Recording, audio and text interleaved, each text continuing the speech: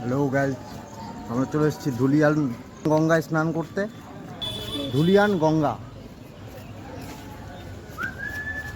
দাদা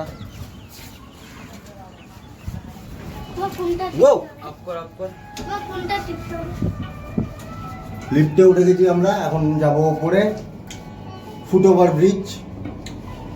সবাই হাই করে দাও। কোথায় যাব? স্নান করতে গঙ্গা নদী। এই হলো গঙ্গা নদী। এদিকে বাংলাদেশ রাজশাহী জেলা, আর এই সাইডটাতে বাংলাদেশ রাজশাহী জেলা, আর আমাদের এটা হচ্ছে মুর্শিদাবাদ, শামশেরগঞ্জ সাইড,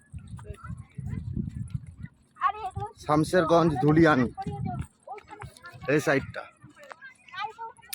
ওইটা বাংলাদেশ সামনে, বাংলাদেশ রাজশাহী জেলা সামনের দিকে আছে।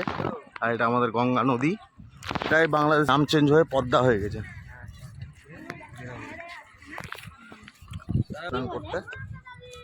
আমার ছেলে তো খুব খুশি ছিল গঙ্গা নদীতে গিয়ে। ওকে জিজ্ঞাসা করলাম যে এটা কি নদী। বাবান এটা কি নদী? বাবান এটা কি নদী বলো। কি নদী? হ্যাঁ, গঙ্গা। গঙ্গা। নোংরা আছে তো ওখানে। জাস্ট ভিউটা দেখেন, আলাদাই ভিউ। বিক্রম, ওইদিকে বাংলাদেশ রাজশাহী জেলা, আর এই গঙ্গা নদী সামনে গিয়ে মানে বাংলাদেশে গিয়ে হয়ে গেছে পদ্মা নদীতে কনভার্ট। ঠিক আছে না, সবাই পদ্মা পদ্মা বলে, যে পদ্মার ইলিশ। এই আমাদের গঙ্গা, গঙ্গা থেকেই পদ্মা হচ্ছে, পদ্মার ইলিশ আবার আমাদের এখানে আসছে। বাংলাদেশের লোক যারা ভিউয়ার্স আছো, বন্ধুরা আছো, সবাই সাবস্ক্রাইব করে দিও আমার চ্যানেলটা। আর কি বলবো, বাংলাদেশকে খুব ভালোবাসি, কিন্তু রিসেন্ট যা ওদের অবস্থা, মানে ওরা ভারত বিরোধী হয়ে গেছে, তাই কি না? তো আমরা চাই না যে কেউ আমাদের শত্রু হোক। আমার এদিকে আসো, আমরা সবার সঙ্গে বন্ধুত্বপূর্ণ আচরণ রাখতে চাই, কিন্তু বাংলাদেশের লোকজন মনে হয় সেটা চায় না। বা ওর অন্তর্বর্তী যে সরকার আছে এখন, ডক্টর মোহাম্মদ ইউনূস হচ্ছে কি নোবেল বিজয়ী।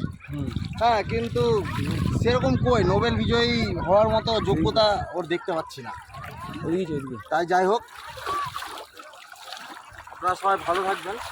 সরকার যেমনই হোক, সরকার আজকে আছে কালকে থাকবে না, 5 বছর পর থাকবে না, কিন্তু আমাদের সম্পর্কটা থেকে যাবে জীবন।